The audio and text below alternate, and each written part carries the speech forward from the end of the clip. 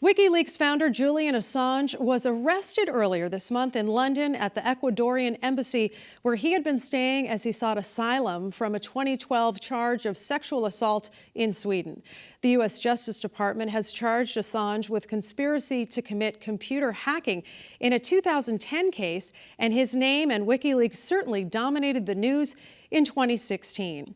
I sat down with UMass political science associate professor Paul Musgrave to learn more about Assange and what this means. The last week has been really tumultuous. For years, Julian Assange had been a guest, an asylum seeker in the Ecuadorean Embassy in London. And then finally, after irritating his hosts, a former editor in The Guardian referred to him as the house guest from hell, the Ecuadorian government decided to basically throw him out, to give up their protection, to suspend the citizenship that he'd been given. And suddenly Julian Assange was being arrested by British police, both because he actually jumped bail in Britain and also because the government of the United States for several years has been trying to have him extradited to the U.S. Because of issues and charges related to the 2010 release of WikiLeaks cables in the United States, now many years ago.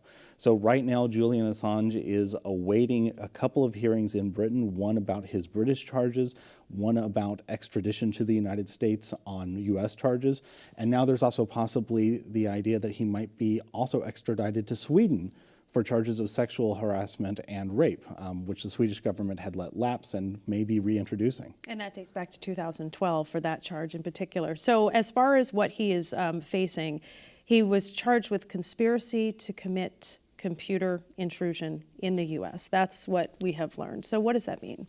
So this is a really specific and interesting charge. The U.S. government has been very upset with Assange because working with Chelsea Manning, who was then Bradley Manning, WikiLeaks actually released thousands and thousands of U.S. government classified documents into the world without redacting them, without protecting sources. And there'd been a big fear among journalists and people who worry about freedom of speech that Assange would be prosecuted for that act of publishing those documents. Instead, the government has really limited their charges only to the accusation that Assange tried to work with Chelsea Manning in order to break a government password to actually get into classified materials. And that's using an old law in the United States that dates back to the 1980s about protecting government computer systems. It's a very narrow charge, and it's something that prosecutors have gone after in order to avoid all the bigger First Amendment problems that would arise if they went after Assange for publishing documents. And Chelsea Manning was an analyst in the Army, just That's to right. clear that up. So a lot of people will say, well, maybe, the real issue, I think maybe people were expecting that he would be charged with something greater, of course, going back to the 2016 elections. But others might say, well, he embarrassed a lot of people. Is that really what the, big deal is about him?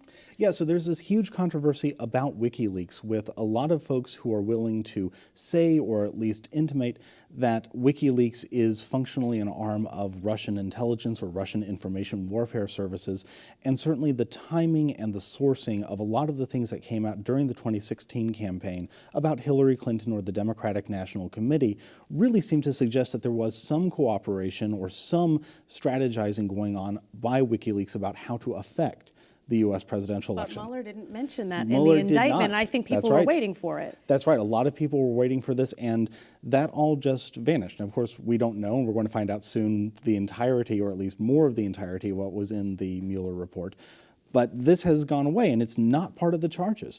2016 is not part of the charges that the U.S. government has said that they are going to bring. This is an older charge specifically related to the 2010 hacks. And of course, it's interesting because the irony is, if you believe, as some people do, if you believe that WikiLeaks was working with the Trump campaign, which is an accusation that's been flung around, now, of course, it's the government of President Donald Trump that is seeking to bring Assange back to the United States for trial. So this is something where that whole broader controversy, everything that we spent the last 3 years talking about, not part of these specific charges, not part of the extradition attempt. So do we stop talking about it, or do you think it's going to remain an issue? I think that it's going to remain an issue. I think a lot of people are still interested in figuring what's going on. There was an article in Slate the other day talking about how, even though a lot of folks have maybe moved on from the Mueller report, even so, though certainly Democratic leaders have tried to move on from those allegations, there's still a lot of interest in figuring out what exactly happened. But when it comes to this specific case, prosecutors are going back to this very narrow charge. And I think that if those 2016 allegations were to come up in the context of the British extradition hearings, you'd have folks like Leader of the Opposition Jeremy Corbyn really trying to use this to show that this is a politically motivated prosecution, even more than they are already saying that this allegation of theft, this allegation of hacking is politically motivated. I think they'd have a better argument there. And certainly for journalists, when you talk about the First Amendment, that becomes, a broader issue as far as what you're allowed, to report on, correct? That's right. And this is something, the United States has a very strong First Amendment protection for freedom of speech and for freedom of the press.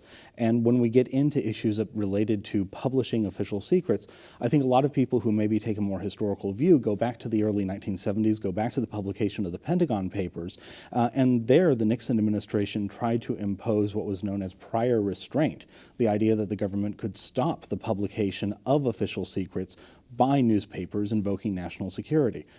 That obviously went the other way. That was a landmark series of decisions that really shaped how the news media operates in the United States.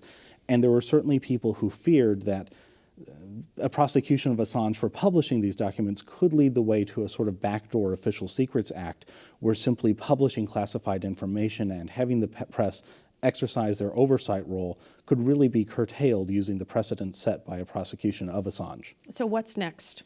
Well, that's really up to the British at the moment.